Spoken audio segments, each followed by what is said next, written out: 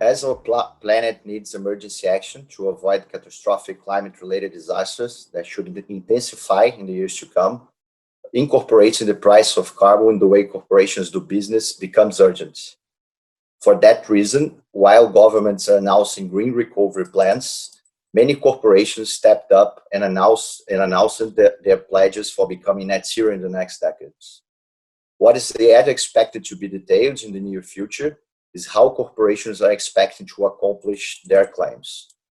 While corporations can already do a lot in reducing their emissions and offsetting a complementary portion of emissions that cannot be reduced, mandatory carbon pricing arrangements should play a significant role in corporation plans.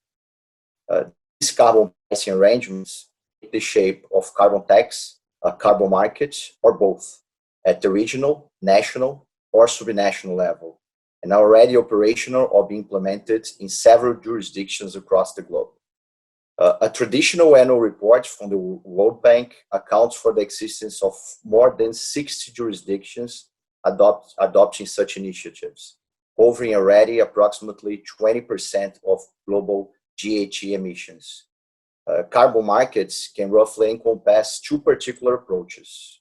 One is the typical cap and trade system, also known as emissions trading system, as successfully adopted by the European Union and California, just to stick to examples of regional and subnational initiatives. Another approach is carbon credit system, which is the process of issuing tradable units to actors that are implementing approved emission reduction activities.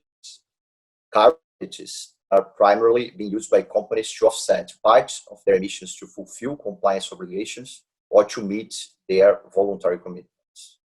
Increasing numbers of businesses are committing to net zero targets, but what is net zero? Well, there's no universally agreed definition, particularly in the corporate commitment arena, but the Grantham Institute describes net zero as achieving an overall balance between emissions produced and emissions taken out of the atmosphere.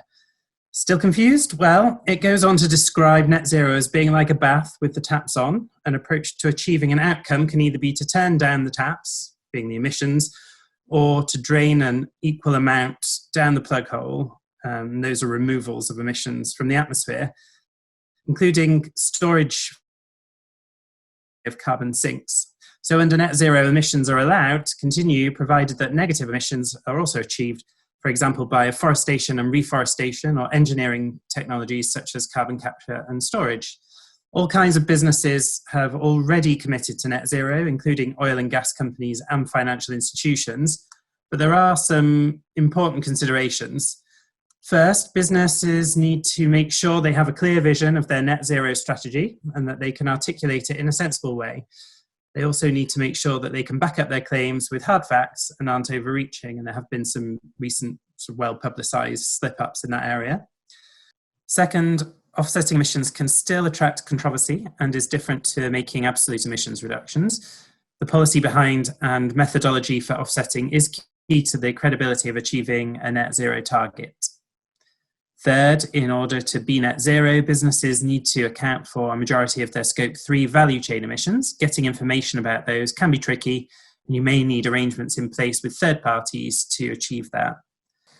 Current approaches to analysing alignment with Paris Agreement and adopting targets that are in accordance with climate science are still themselves changing. Expect them to become more nuanced over time. Fifth and finally, this is an area that requires commitment and accountability at board level.